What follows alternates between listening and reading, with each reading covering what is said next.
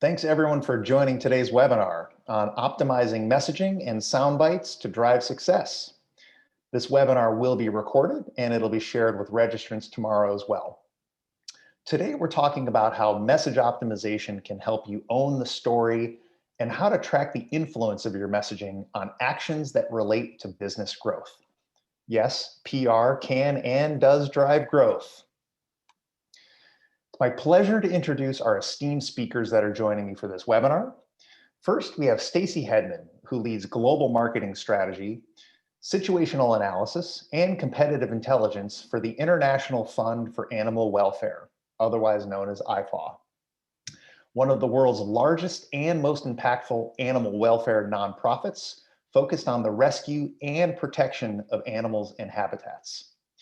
Stacey heads up multi-channel marketing strategy to evolve the IFAW brand across 15 worldwide offices, which includes digital marketing, in-person experience, earned media, strategic partnerships, content planning, fundraising, and other supporter activation.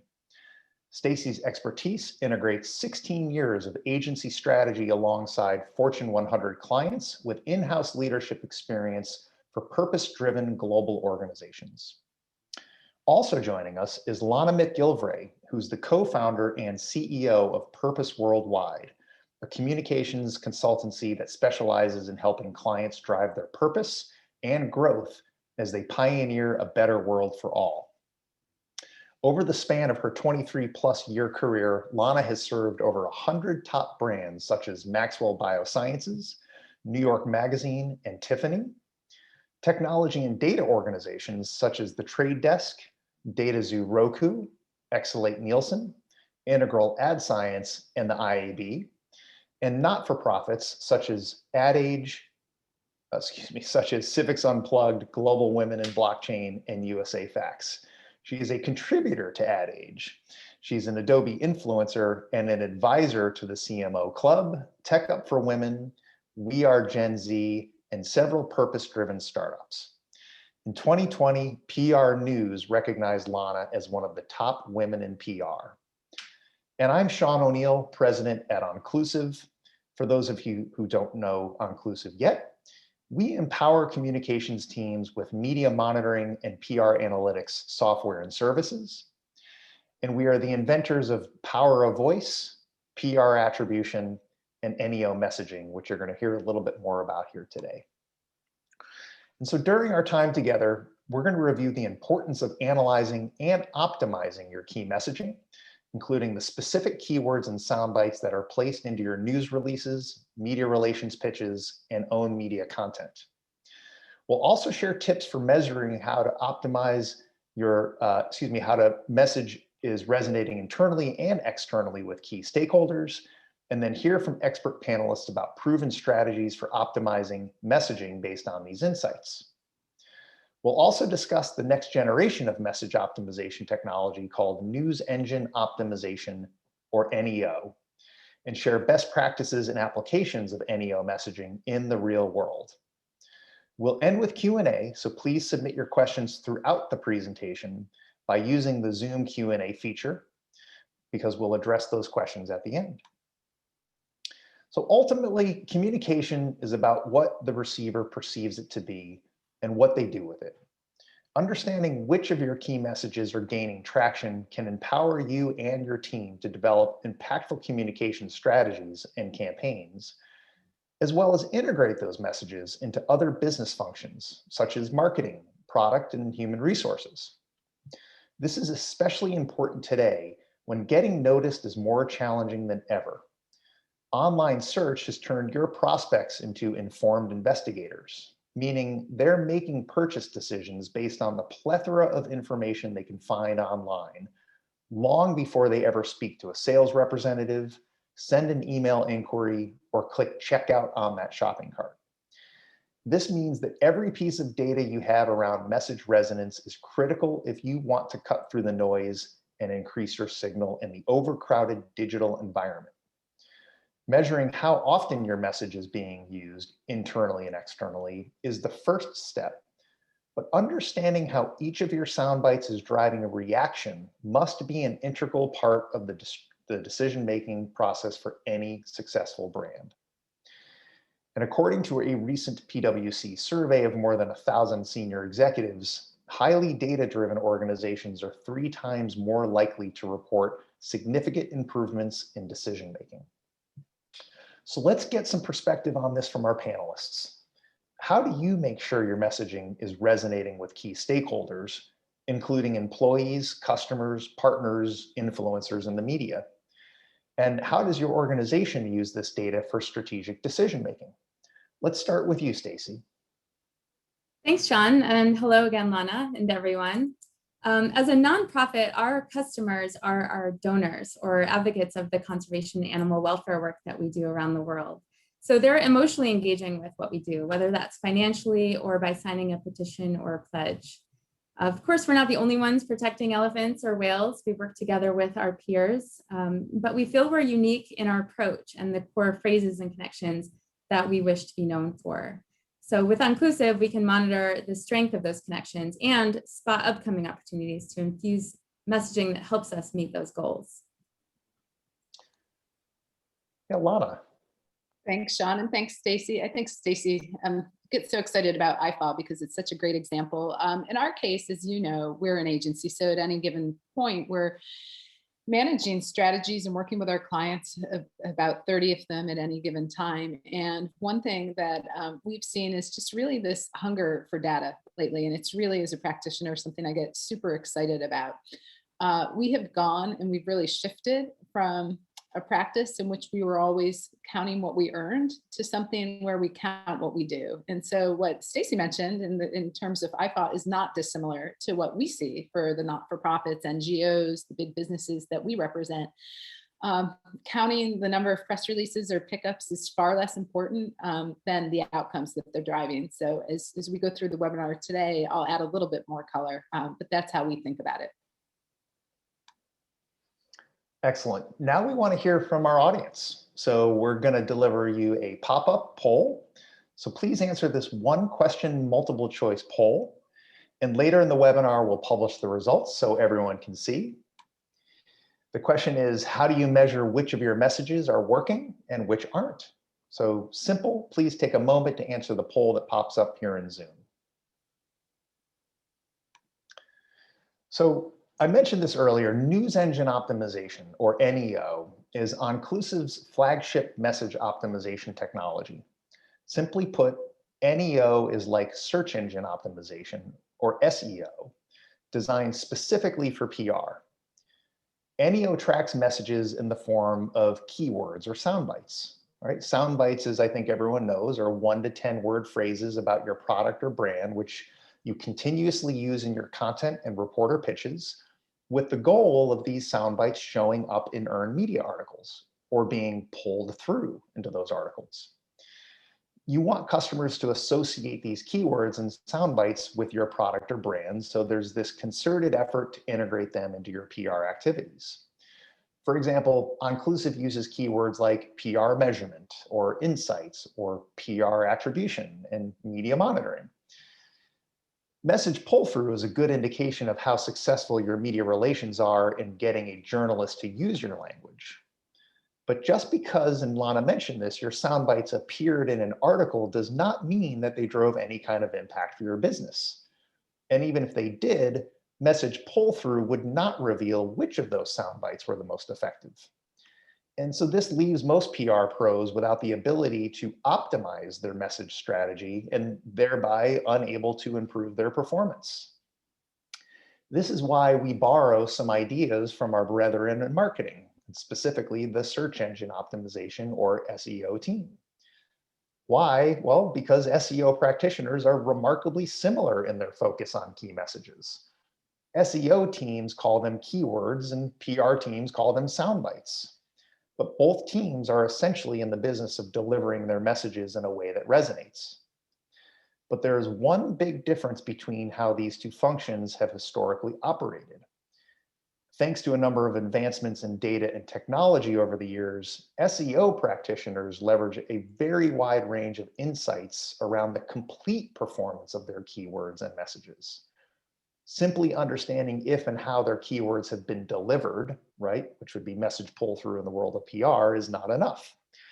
The sophisticated marketer looks well past the basic delivery of their message and mostly focuses on the response to each keyword and which business outcomes they drove. Until recently, PR teams have not had the luxury of this kind of information, and they've relied solely on basic pull-through metrics. Unfortunately, the technology now exists for us to evaluate your sound bites based on how they move your audience through the purchase funnel. For example, which messages created social media engagement for your brand? Which drove potential customers back to your website? Which led to website actions and conversions? So simply put, NEO is SEO for communications professionals. It puts a PR technology that's generating messaging data and insights by tracking the performance of your sound bites across all news sources worldwide. And based on this information, you can quickly see which are resonating both in the media with your target audience and use this information to drive future strategies. So let's just take a look at how NEO messaging technology works, which will be helpful for the rest of the webinar's demonstration. And in this case, I'm just going to use some of Onclusive's key brand messages. Okay, so this is one of our brand message buckets. Okay, and so to the left here, this is the bucket of messages, and you can see we can create as many of these sound bites as we'd like, as many different keyword buckets as we like. This is one of our corporate buckets, key messages that we regularly track in the media. Now, to the right, you can see the number of times each of these sound bites has been mentioned in one of Onclusive's articles. This is the basic message pull-through metric, right? Number of article mentions. Then we can see how much social media amplification each of these sound bites has received, meaning how many likes, shares, comments, and retweets each message has received on Facebook, Twitter, and Pinterest. And this is obviously an important metric since we're not just looking for our messages to show up in the media, we want to see these sound bites go viral. Then these last two metrics are powered by Onclusive's trademarked PR attribution technology. This first metric shows how much potential customer website traffic each soundbite has driven to Onclusive, right? How many potential new customers are our soundbites generating? But perhaps more importantly, this final metric demonstrates how many website interactions each soundbite has generated for us. And this could be for us things like content downloads, new customer signups, people requesting to talk to salespeople, right? It could be sales if you're selling things on your website. So this soundbite bucket provides us with some interesting data in terms of how the media and our customers are thinking about Onclusive's key messages. And what's interesting here is you'll see the soundbite insights. It's the clear winner in terms of article mentions, and also actually in terms of social media amplification. Right? You'll see it's strong across the board, website traffic and website interactions. And that's the biggest benefit, again, of this technology. I get to see the full downstream impact of all of these sound bites. Now, while PR analytics is the number 2 most mentioned, what's fascinating is it's actually being outperformed in other areas. Right? So PR measurement is actually generating more social media amplification than PR analytics. It's a bit of a surprise. It's kind of an unexpected insight, right? And then you've got, further down, big data, which is the 4th most mentioned, a fraction of the number of mentions as insights, delivering a comparable level of social media amplification, but outperforming PR analytics in terms of website traffic. And then flipping back up, PR measurement, again, number 3 in terms of mentions, actually number 2 in terms of website interactions. So these are the types of unexpected insights that NEO messaging can reveal, and why it's so important to look beyond the simple pull-through metric to truly understand the full effect of each soundbite. And again, SEO marketers have long measured keyword effectiveness this way. Now communications teams can measure their messaging in the same way, all the way down to real business outcomes. You know, Sean, one thing that occurs to me too, before you even flip out to the next slide, is it is counterintuitive from a numbers perspective, but just looking at the type of audience we've drawn for this webinar, knowing that there's a lot of great PR and communications folks on the phone.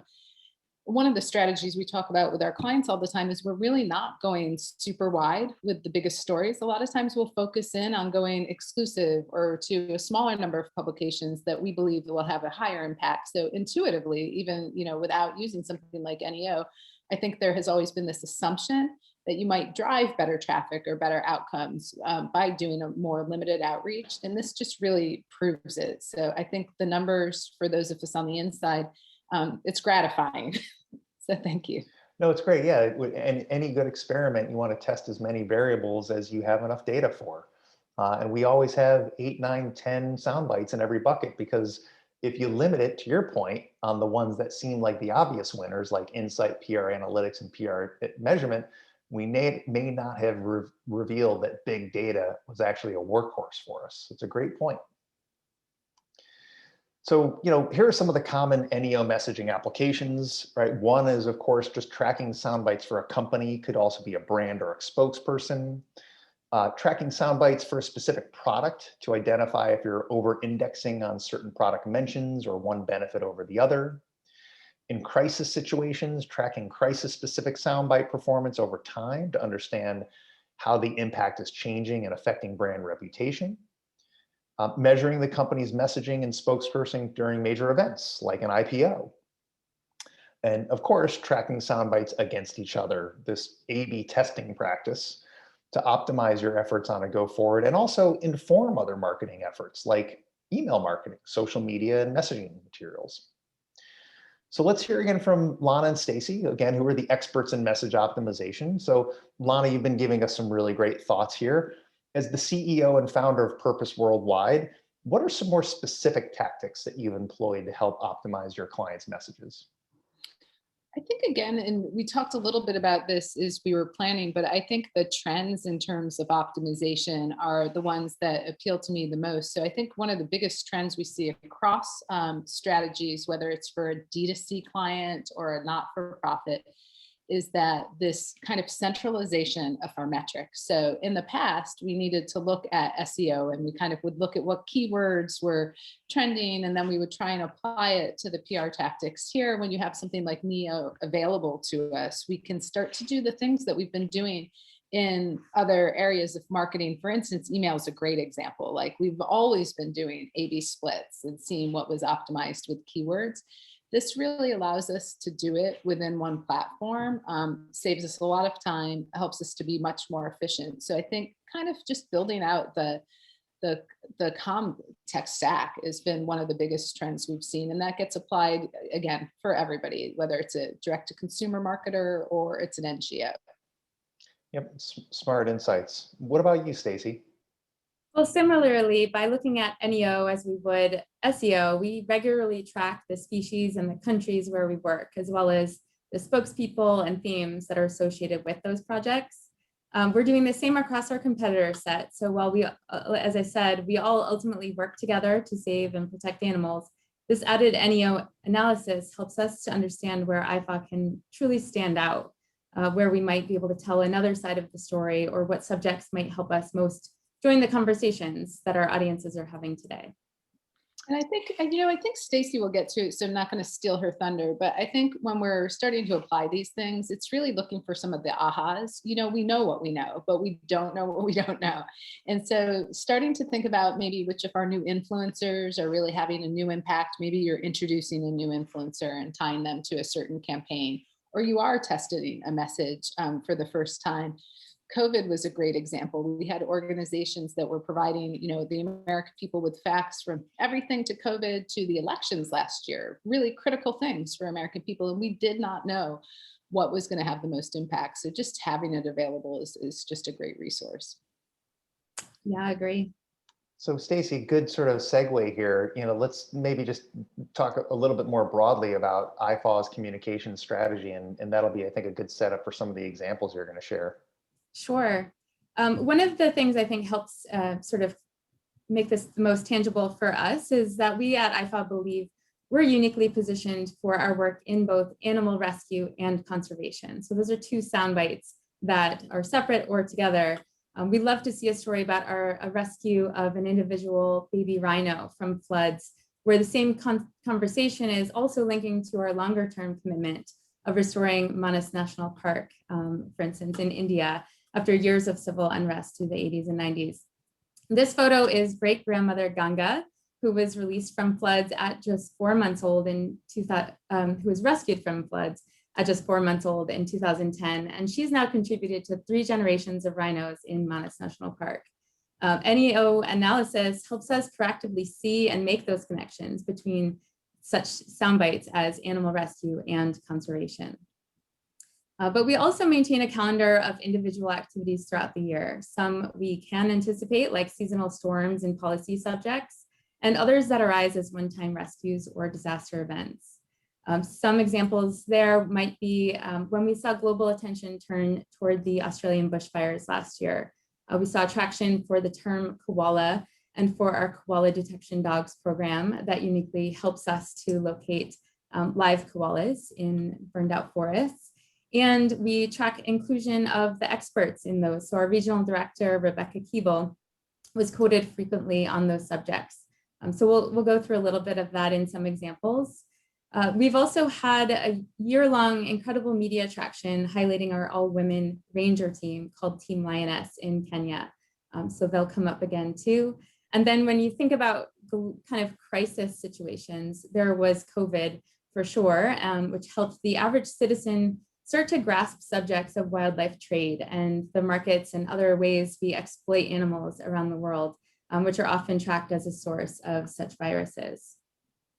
That's super helpful. Let's actually break down some of your soundbite strategies. So here's one of IFAW's soundbite buckets or NEO message buckets. This is your species buckets. Let's talk a little bit about the strategy behind this bucket, and actually let's track which of the keywords have actually driven performance against these metrics. Sure, and if I may, I might just also interrupt to say that there is a mama turkey staring at me through the window, very on brand, and her baby turkey. So while they don't make the species list, they are right here with us on the webinar. But at the top of the list here, elephants are very prominent in the media in general. So while we certainly have stories at IFAW of orphan elephant rescues, this volume here also includes general stories about populations, policy. You might see visuals of adult herds roaming. This isn't always something that feels emotional or urgent in nature. I dare say, as general citizens, we often might feel helpless, that there seems like there's nothing that we can do. For instance, one of the far-reaching subjects for us in recent months has been on the mystery and research behind recent mass deaths of elephants in Botswana. So we'll look to the next page, and not to put a shadow over the elephants, but koalas are very cute. They were very emotional and urgent subject at a particular moment in time. The entire world was watching. The 2019-2020 Australian bushfires were a devastating event, and they were in everyone's news feeds. And alongside visuals of helpless animals surrounded by burned out trees and forests, people saw other people helping, and there was overall momentum for how we could all help. It made sense that here we see that audiences were clicking the share button on this subject. So same with web traffic. People were donating money, taking action on petitions, feeling hopeful and feeling like each of us could make a difference. We were proactively telling our stories from the ground, perhaps faster than any other international organization of our kind. We had been working locally in Australia for more than 30 years. We also had the ability as an international organization to deploy our disaster response experts from around the world. This really put us up front with photos and stories in the media, and as well as with brands and celebrities. At the same time, even more critically, we launched a research-backed study that estimated impact to koala populations overall. This, again, was the first study of its kind on this subject, and it synced with what turned out to be one of our most successful petitions to date, to formally protect koalas by moving their classification up a notch from vulnerable to endangered. So those were surely core factors driving website traffic.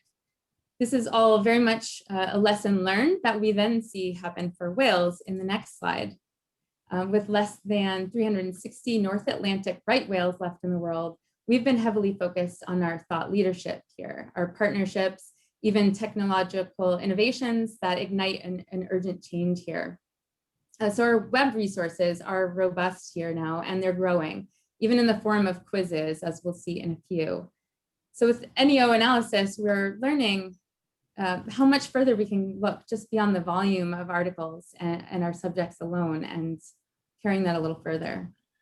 Stacey, one of the things I love about it too, especially when you're looking at that National Geographic call out on the left, which is stunning, by the way, great art director, is the ability actually in the article section too, to actually start to look at which of the articles were performing. So I know that, I'm not sure if the slide is set up to show it, but where you see the 1.2K there, you know, you have this immediate curiosity about which of the actual articles the messages are pulling through in. And I think that call out on the left is really helpful. So it's nice to see what kind of stories and messages were driving those outcomes.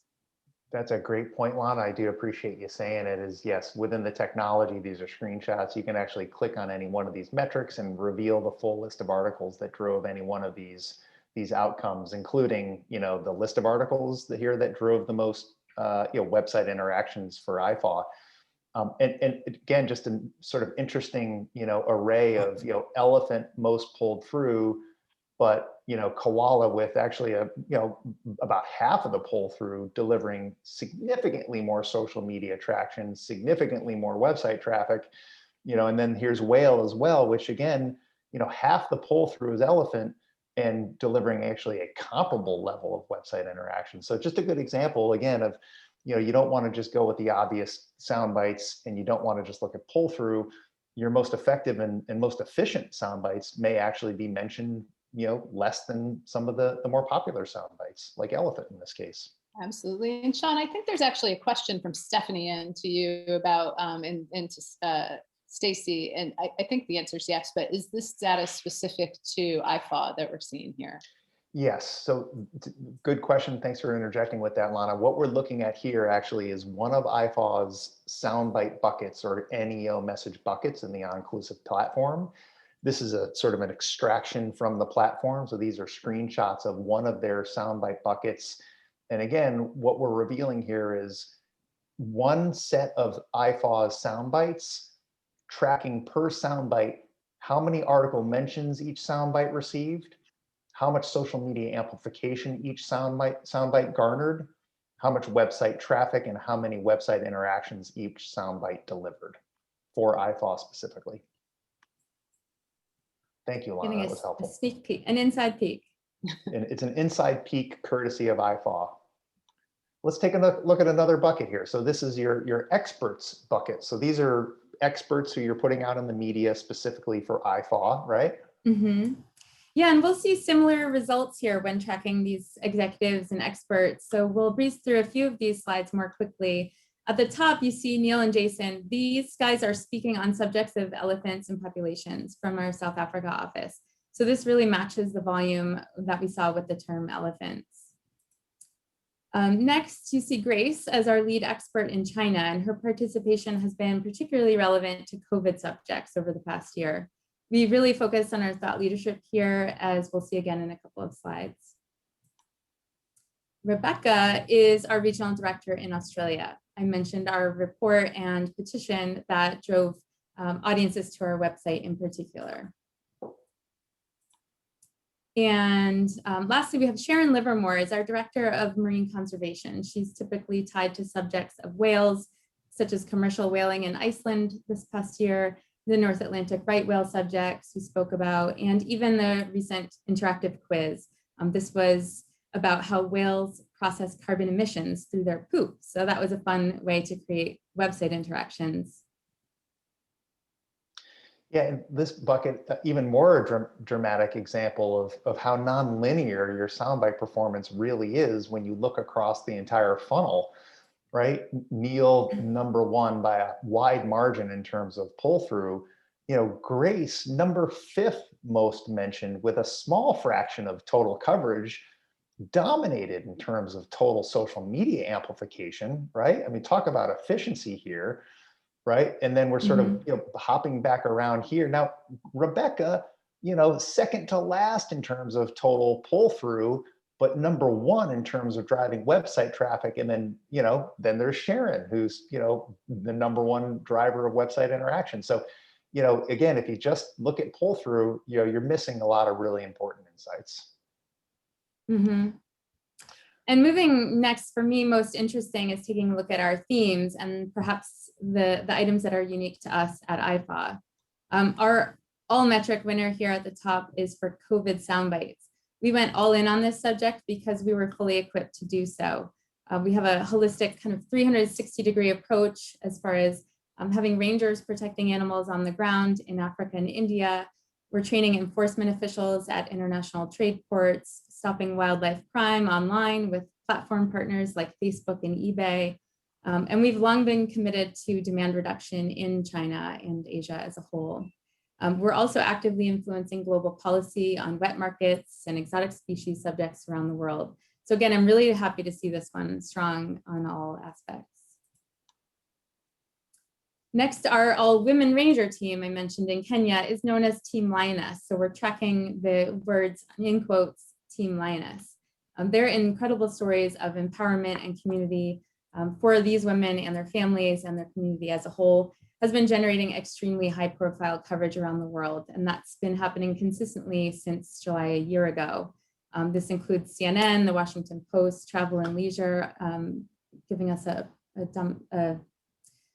really incredible award, all in the form of broadcast interviews, journalists on the ground with us, and more. And those are just kind of provocative, like keywords to just read, just Team Lioness and detection dogs versus, cybercrime's a little bit broader and commercial hunting, but they just kind of make you smile anyway. So it's good to see those perform. Yeah, Team Lioness we know is us for sure, because that's the word for it. Like you're saying. Then we have detection dogs. This predominantly ties to our koala detection work in Australia. One dog in particular named Bear has gained popularity when he caught the attention of Tom Hanks. So Bear is unique in what he does. He can smell live koalas, which means we still have a chance to save them when they're alone in burned out forests. So he was incredible to watch, and there will be more to come from Bear and his team.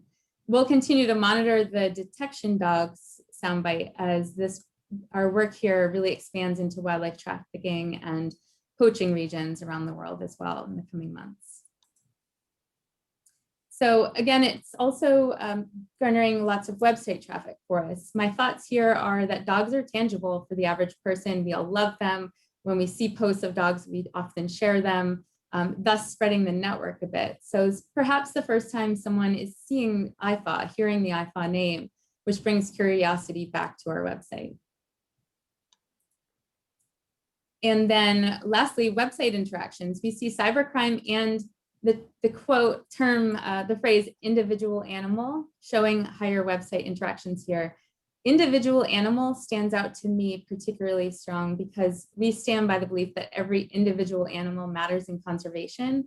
There are certainly phrases like this that might work for you and your team as well. But for us, what that means is if we can rescue, rehabilitate, release one jaguar like Covey here back into the wild in Mexico, then we're truly making a difference for the entire population. If media coverage is actually picking up this phrase, that certainly gives me the chills. It's just another, I think, perfect example of, how you need to be thinking about your soundbite strategy in terms of the objective of your campaign, right? If the objective of your campaign is to garner sort of as much pull through in as many articles, then, look at the pull through metrics and figure out which sound bites are likely to drive the most coverage. If the objective of your campaign is to get traction on social and create as much engagement, then you're going to want to go with something like detection dogs, right? Which is now proven to be a workhorse for you in social media. On the other hand, these may not be the ones that are driving the most website traffic and the most donations or sales for you. So if that's your objective, then you're going to want to actually pivot to a completely different type of soundbite and keyword. So, actually being able to line your keyword strategy up to specific objectives and optimize over time is really the benefit of the data.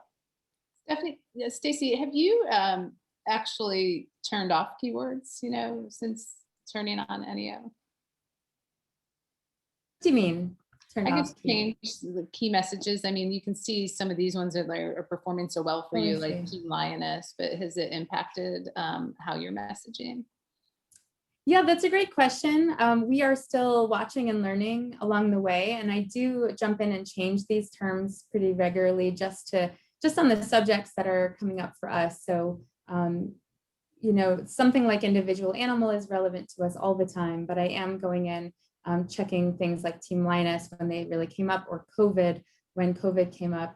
But I haven't actively removed anything for any reason that it wasn't doing well. I think we don't search themes that are too general. So I'd rather see, obviously detection dogs rather than dogs, just so that we can really track that. The last two, just to kind of clarify too, silent extinction is related to giraffes. We are certainly messaging a lot around giraffes, and we want to see if that works. That is a hashtag. Should we change the hashtag? So we can use these terms and watch, just like SEO, watch to see what we might need to alter in our other channels as well. And the last one, animals and people thriving, is a portion of our larger mission. So I just want to make sure, media is not often going to regurgitate our vision and mission, but if we can capture that and see what it's doing for us, then that's helpful. That mission's driving a lot of website traffic for you with a relatively small amount of coverage. So it's quite efficient, actually. Great. Really helpful examples, Stacey. Thank you for being so generous to open up your Onclusive platform and share some of these stats with the audience. So, I think a good time for us to review the results of our earlier poll. So thanks to everyone who's responded. So again, the question was, how do you measure which of your messages are working and which aren't?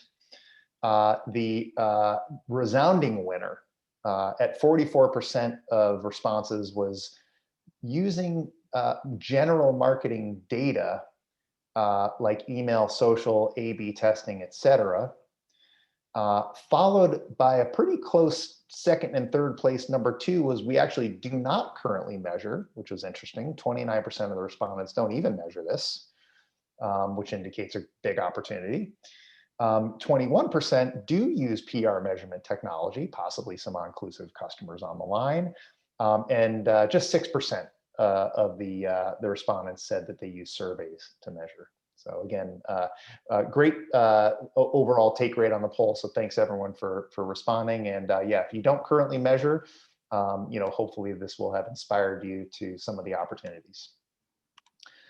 So before we transition to the Q&A, where everyone's going to get a chance to ask Lana and Stacey questions, I do want to wrap up just again reviewing really some best practices on how to master NEO messaging. The first step is to get a clear picture of what your categories are, your buckets, right? What are those key messages? And then add the sound bites that are important to your brand, right? It's the sort of art around creating your bucket. The next step is to ensure that you've got the right mix of both current messaging and what we say as aspirational messaging. So you can actually gauge changes over time, right? That aspirational messaging includes sound bites that you want to see grow in their usage and amplification. They may not be there day one, but you can track the adoption over time, which is helpful. And then this last step is really, it's about commitment, right? You've got to be consistently using those aspirational messages across your communications, because the only way you'll see those shifts in the message use and the social media traction is when everyone understands and is committed to the narratives that you're focused on spreading and cementing. And then once NEO messaging set up, it's all about owning your story. If you see a soundbite is gaining momentum, you can start incorporating it into future communications to increase your awareness, boost interest, influence purchases of your product and services, and again, inform other areas of the organization, like marketing. Okay, so now we're going to open it up to Q&A and have a little bit more of a general discussion. We're going to take some questions from the attendees. If you haven't already, please submit your questions for our panelists by using the Zoom Q&A feature. And I'm going to go ahead and start pulling up some questions right now. Okay. All right. The first question, we'll start with this one.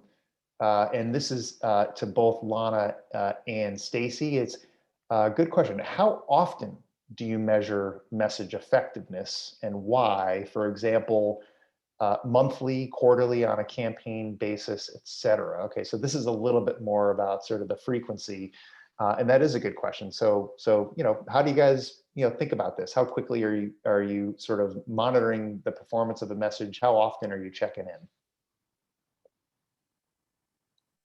Stacey, do you want to take that first? And Sure. Yeah, we are doing reporting on generally a quarterly basis across our team, but we also honestly look at this weekly. So we are disseminating our work on a weekly basis. We kind of communicate out internally every at the end of every week. So being able to match what is happening with our media with what's happening in other channels, we can truly see if our direct mail outreach and our email outreach and our social outreach is lining up with our media outreach. So at least a couple of us are seeing this weekly, but I would say, to go in and actively think about what we're learning from it is more honestly, probably quarterly, but definitely monthly as well as we're building the quarterly report. Yeah, and not dissimilar across clients, but I would notice a few things probably to call out. Definitely weekly reporting with the client teams, that there tend to be weekly checkpoint meetings within, PR to agency. Strong quarterly reporting to executive teams. They all want to know how is the PR investment turning, what are the outcomes for it? It's a strong ROI. And then very campaign specific, we might be looking at it daily or even hourly if there's a really important campaign underway that we want to make sure is just doing as well as it can. Agree.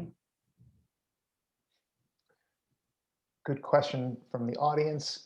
Great insights here, folks. I'll take this next one. It literally just popped up, so it's at the top of the queue. The question is, it looks like it's sort of directed at both Stacey and Lana. Do you have any best practices to share for articulating or mapping out a soundbite strategy? I think that's a good question. Yeah, how do you guys think about just developing the strategy? Stacey, you gave us some great examples of specific buckets earlier.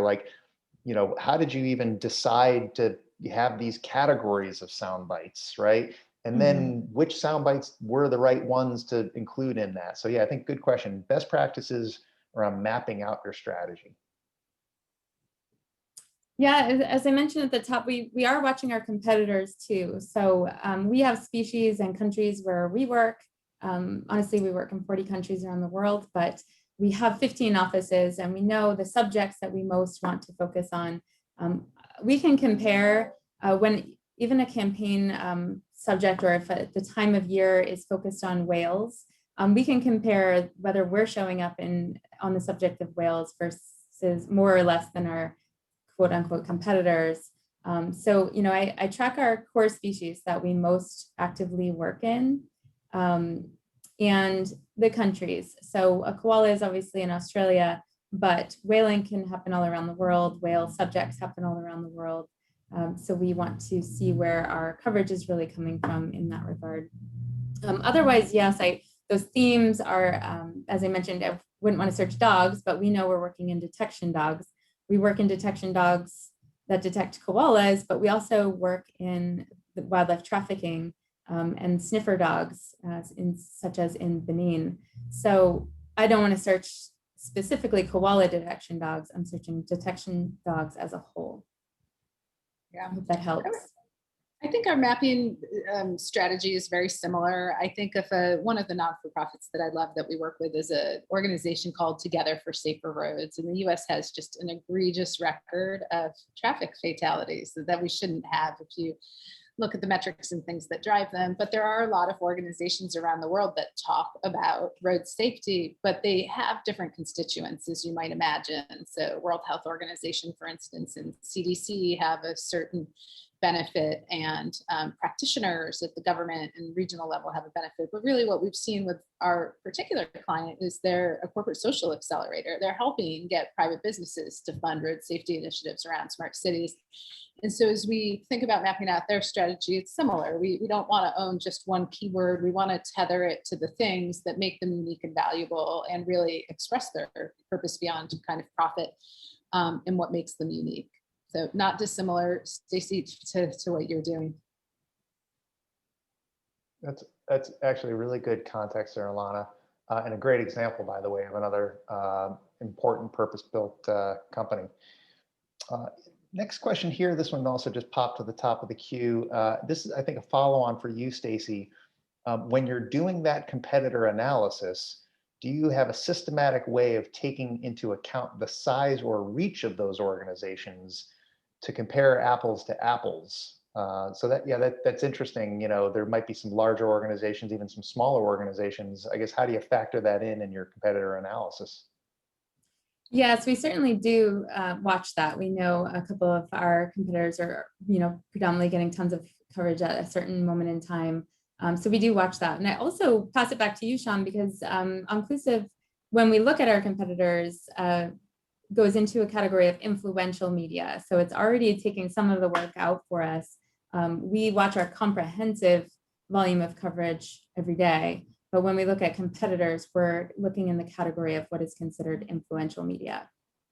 Yeah, no, that's a good point. So that is one of the features of the Onclusive platform, where we are able to narrow down the total media universe into a subset of that universe that is sort of highest in terms of reach, prominence, relevance, and also, overall sort of, engagement across social media platforms. So it does help you narrow down and eliminate, some of the less sort of relevant or noisy coverage. And then, of course, reach itself can really be easily applied to the reach of the media coverage. So we do look at the total potential reach or impressions of your competitor coverage versus yourself. So there's a few ways technically to get at that. Okay. We also, just on that subject, we also carefully watch your power of voice versus share of voice. So we're really getting the analytics there for what is most influential. That's an excellent point. I'm a little bit embarrassed I didn't make that point myself, Stacey. Thank you for that. Yes, power of voice is the composite metric within the Onclusive platform that actually does weight all of those dimensions into a single calculation. So it actually is the easiest, most efficient way for you to track, yours and your competitors', quality and influence of media. So excellent point. Thank you very much. Sean, just kind of bringing up power of voice versus Neo, kind of in terms of usage across your client base. Is Neo, for those on the phone that may not be familiar with it, is it easy to use? How many, is it popular? It's a great question. I'd say power of voice for most of Onclusive customers is that sort of day-to-day sort of workhorse, metric. For most of Onclusive's users, power of voice is actually, at minimum side by side with share of voice, but very often actually has just replaced share of voice as that sort of day-to-day metric, because it looks at the quality of your coverage versus the competition, not just the quantity, which I think most of our users feel is a more appropriate gauge of the effectiveness of their communications. So I'd say power of voice is ubiquitous, right? And in many cases, yeah, like I said, our customers have fully standardized on it. NEO messaging also very, very highly adopted. To really get the full potential of NEO messaging, you also do need to be using PR attribution, because that's actually how you're able to connect each soundbite to things like website visitors and website conversions. And so, you really do need to sort of have the full platform capability activated, not just power of voice, but the PR attribution solution. So yeah, power voice and NEO messaging, you know, high adoption, and there's ways to really juice both, you know, depending on the different metrics that you've activated. So good question. I love this question. We sort of touched on it earlier, but it's, I think, more of a how-to. So how do you align with marketing and others to ensure you're using all the same keywords and sound bites? So we've just shown a number of ways that you can actually inspire other folks across the organization and inspire people in marketing based off of sound bites and keywords you're seeing you working in your comms. But how do you then align, right? I'd be curious to hear about that, folks. I might take that one first because I'm such a, as you know, Sean, I'm such a strong believer in just integrated organizations and making sure that the data is feeding the overall goals of the organization across the board. And I didn't start in PR. I started as a marketer, working closely with the sales teams, and I'm sure all three of us actually, and many of the folks on the phone was responsible for all of it for a while before subspecializing in PR. I think the disadvantage to us as PR practitioners for a long time is we did not have the measurability or the tools. Now we come with equally valuable tools where we can measure the outcomes of what we're driving. We can look at that PESO model and making sure that the paid, earned, owned, and social activities that we're responsible for as one cohesive marketing and communications team are driving the total goal. So I think solutions like this are the best armor we've ever had. They're the best things to ensure job sustainability, and actually, you know, command the kind of attention that we've always deserved on the teams, because communications is the way we've always led. Yeah, Stacey, what about yourself? Yeah. Yeah, at IFAW, I must say we're pretty perfectly positioned. I lead on global strategy, but my core team is 5 or 6 people, each heading up their one of our channels. So the content director, the influencers, partnerships, fundraising, earned media, those people are part of my core team, and it's a small team. So we are pretty much chatting regularly online, but speaking at least every week, if not every day. So I think we're doing a really great job of it, and that's at a global level. So that team is based around the world itself, and then we have, of course, the rest of our team in the individual offices that all hear from those people as well. So, and that's really impressive because you're in the process of rolling out this program globally too, which I'm sure that there were various solutions and techniques in place across the world. Yeah, right. Yep, and this is one of the reasons we chose Onclusive, not to be salesy at the end here, but we saw this as more of a technology solution rather than a measurement solution. We aren't not just monitoring the media, but we're really looking for the insights behind it. So it's definitely you know, still being committed to by the rest of our teams around the world, but we're a year in and we're definitely seeing some great results. You're welcome, Sean. I'm gonna quit while I'm ahead. Let's go ahead and wrap things up. Thank you, Stacey and Lana. It was really great to hear about all the success and the strategic insights and best practices around creating messaging and optimizing your messaging. You know, really grateful that you were able to share your experiences. Let's just close with a final thought from each of you. Lana, you know, final point on this topic. Keep measuring, keep using the insights to just drive results. Perfect. Stacey. Yeah, I just want to say thanks for this opportunity to bring animals to a subject like this. I think it's really cool to, I'm not sure that most people on the phone are looking at this kind of subject species and things like that. So it's really exciting to be able to make it tangible in a fun way, I think. So thank you. Well, it's an incredible purpose, and I'm certainly very, very glad that we were able to bring a little bit more light to what you guys are doing. So thank you. All right, folks. Thanks everyone, for joining today. Thank you, Lana and Stacey, for again sharing all these great insights and best practices. We will be distributing the recording to all the registrants tomorrow, so keep an eye out for that. And of course, to learn more about NEO messaging from Onclusive, email us at info@onclusive.com. Have a great day, everyone. Thank you. Thank you.